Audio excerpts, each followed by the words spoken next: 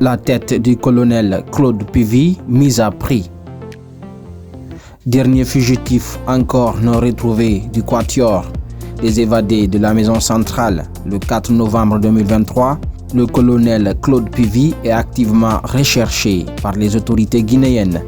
Sa tête vient d'être mise à prix par le garde des Sceaux Alphonse Charles Wright, a relayé Africa Guinée dans un article. En plus de l'arsenal juridique qu'il a mis à la disposition des magistrats, le ministre de la Justice et des Droits de l'Homme a annoncé ce mercredi 8 novembre 2023 que pour conforter les citoyens à accomplir le devoir qui leur est ainsi prescrit par la loi, le département de la justice offrira à titre de récompense la somme de 500 millions de francs guinéens à toute personne qui aura aidé ou facilité l'arrestation de Jean-Claude Pivy en donnant des indications précises aux autorités judiciaires sur sa position exacte.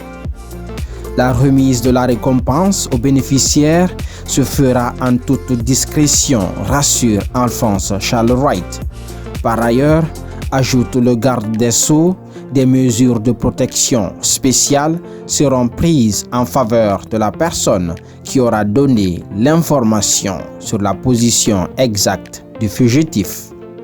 Dans son communiqué publié ce mercredi, le ministre de la Justice a rappelé que Jean-Claude Pivy, alias Coplan, est poursuivi pour les faits présumés de crimes de sang dans le dossier des événements du 28 septembre 2009.